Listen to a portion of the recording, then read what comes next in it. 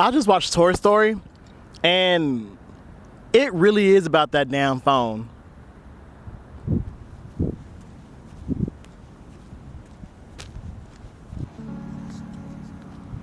Hey, my name is Jason, and welcome to this channel. I'm here talking about movie reviews, life reviews, any kind of reviews, not really about reviews, but we're just finna talk. We're finna yap for a little bit. So, I just got back from watching Toy Story 5, right? And I found myself kind of enjoying it. I wasn't the biggest fan of Toy Story 4, and me being the age I am now, I'm in my 30s now. I don't know if Toy Story was really meant for me anymore as like a full-grown ass adult, right? However, Pixar is usually known for having things that are basically good for all ages and for making you want to cry your eyes out in the middle of the movie. So, did I do that? No, not this time. Okay, maybe a little bit. It had me in a little bit.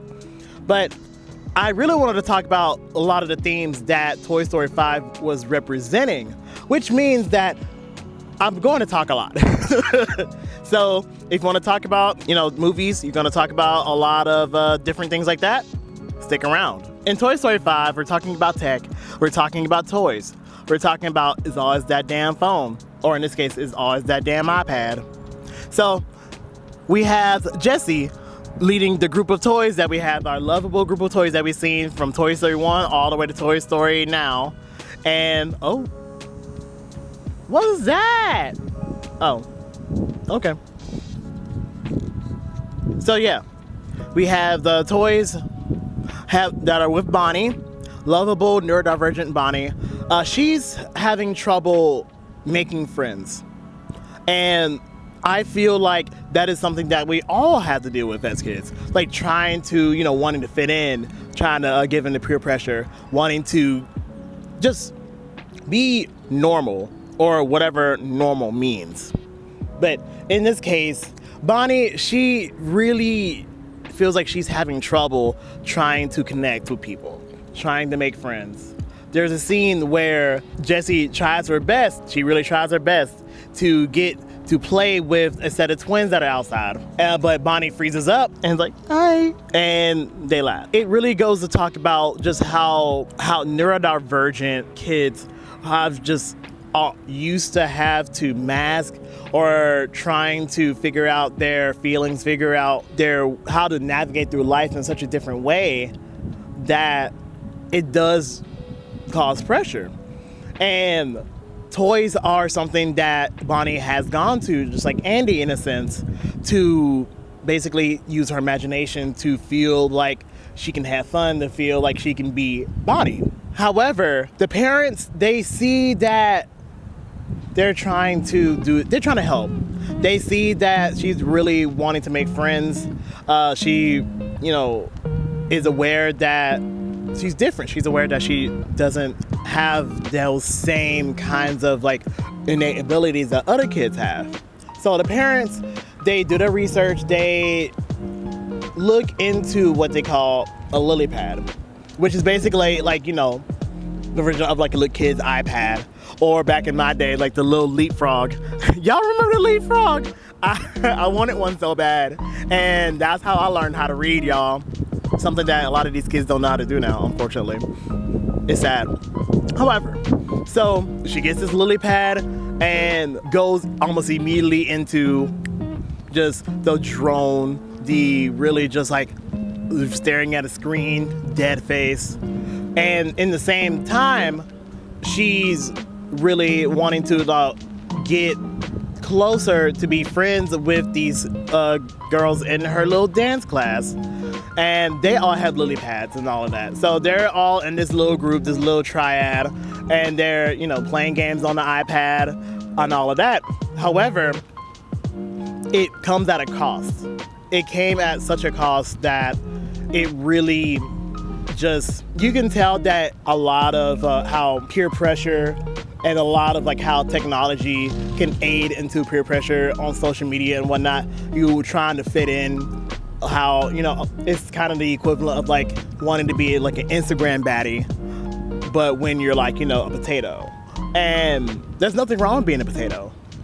However, it really kind of makes a head whenever you see these kids that are like mean girls. They're making fun of her for having toys and whatnot, even though toys are something that Bonnie really enjoys.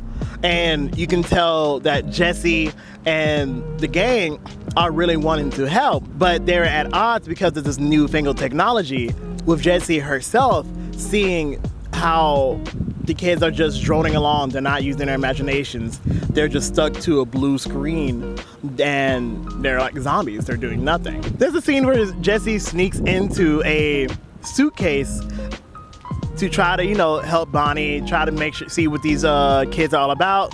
When Lilypad, attempts to make friends in this group chat, be like, hey, want to go on a sleepover, kind of stuff like that. But it kind of goes awry to where Bonnie really just kind of curls into herself because of the fact that she was basically made fun of, she was forgotten, and a lot of, kids that are neurodivergent, or a lot of kids that are different from like normal kids, they're constantly having to deal with being forgotten, being like the afterthought, and it really takes a toll. It really takes a toll on you mentally. And you could really see that with Bonnie, to where she's like lashing out. She's just like really like, she's stressing out because, oh my God, I have to do what these girls do, otherwise I'm gonna be forgotten. These stories about being forgotten, this tale parallels with Jessie's feelings of being forgotten from her first kid. Bonnie is Jessie's third kid, because you had Emily that you would talk about in the beginning of the movie, and then you would have Andy, and now we're going over to Bonnie. That feeling of just being thrown away, constantly being thrown around, going into that, it's just, like I said, it takes a toll on you. I'm not going into like any studies or anything like that because I'm lazy and want to get this video out and wanted to start yapping. But I can say from experience, from what I've seen and what has been going on TikTok, on all social media, is that social media has really taken a hold of a lot of not only like teenagers, like young adults, but a lot of these kids from Gen Alpha now. A lot of these kids from Gen Alpha, they're iPad kids. They're stuck to an iPad. They don't know how to connect with other people. And it's not only like contributing to like a literacy crisis, but it's really causing people to not really know how to connect. It's causing people to really just have manners issues, etiquette issues, causing a lot of times loneliness and a lot of different issues with development that kind of overrides the positives. There have been studies that says that you should be able to limit your screen time, and a lot of people, honestly a lot of rich people, have been going on and actively limiting the amount of screen time, or eliminating screen time in general from their kids, so they're gonna be able to have, I guess, a normal life, as compared to a lot of folks that are lower income and aren't really able to take the time to nurture their kids because they're having to work, they're having to put food on the table. A lot of them are stuck to the iPad because there are a lot of like educational resources on there, but there isn't enough time to allow these kids to have the imagination. There isn't enough time to allow these kids to really play and to flourish and to be creative, because all their creativity, all their imagination is sucked onto the screen. It's sucked onto the screen like, like Ariel with your getting her voice taken away by Ursula. It's a sad, it is kind of a sad thing. As someone who's a younger millennial who grew up with a lot of this technology and whatnot in its infancy, like the iPad came out when I was in high school, and that was around 2010. Just seeing just how many people have just kind of grown to just have the iPads and a lot of cell phones and a lot of just slap phones, honestly, come to just be like almost like emotional support devices almost, has is almost like an epidemic of sorts. The pandemic didn't really help things either by making that the only way we have been able to connect. And I'm not saying connecting through the internet is a bad thing. Like, a lot of my favorite people that I've ever met, I've connected exclusively through the internet. Do meeting through internet forums, do social media, do things like that. And it's almost kind of hypocritical because I'm on here on a platform which profits and incentivizes people staying on their phones for a long time. So yeah, that does sound hypocritical, but at the same time, you have to find that balance. And there's not really much of a difference between wanting to be there for your children, to be present with your kids or your cousins or any kind of child that you can see that is at a developmental stage in their life, and they have to learn these skills.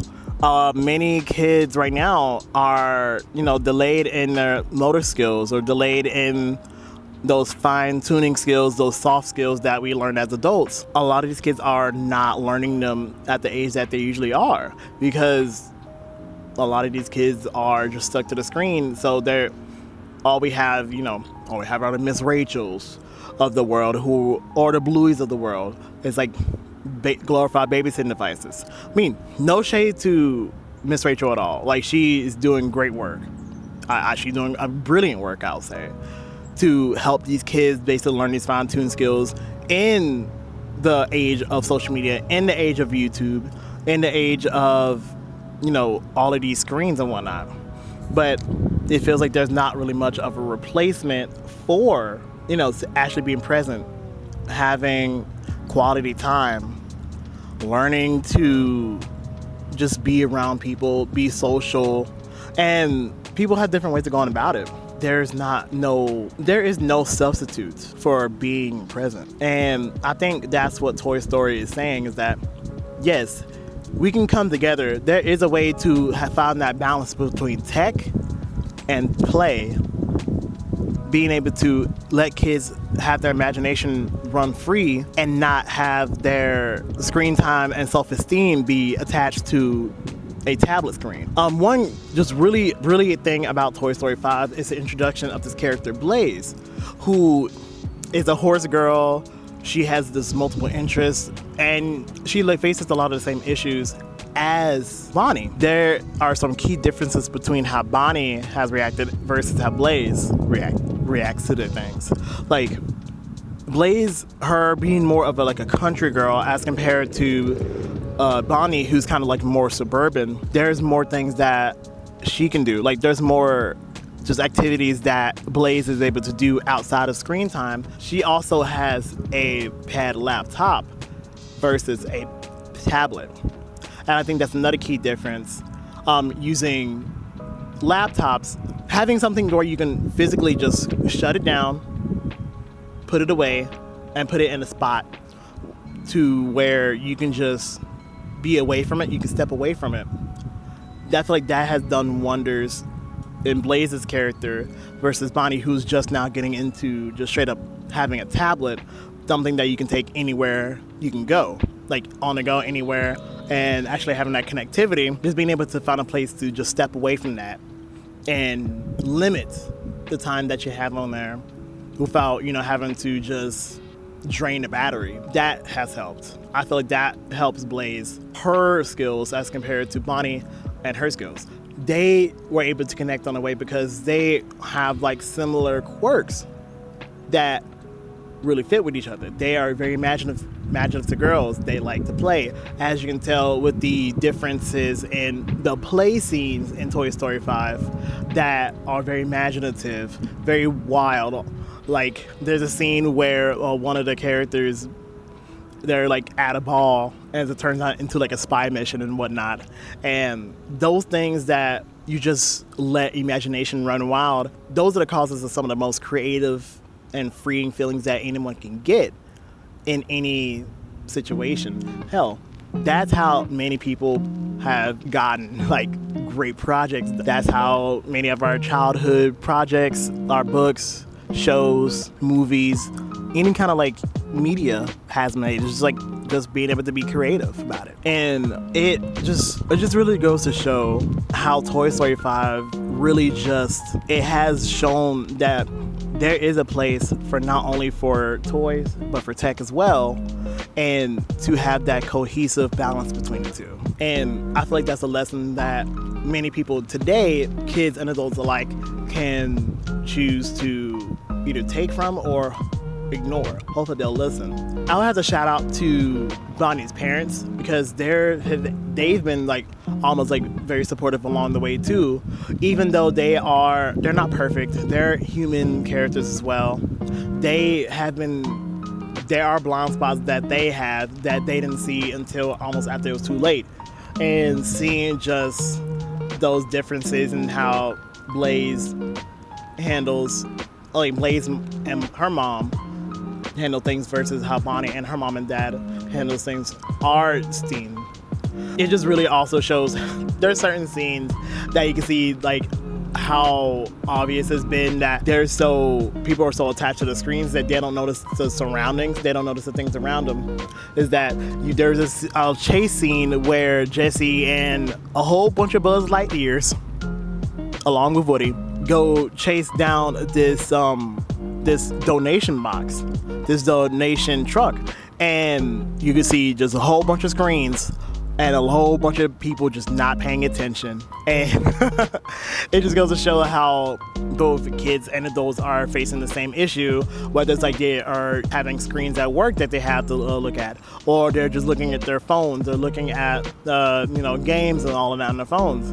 It's kind of funny just to see how that also just proves the point that Toy Story 5's themes are trying to make, is that we need to strike balance between work and play, and screen time and play time and family time.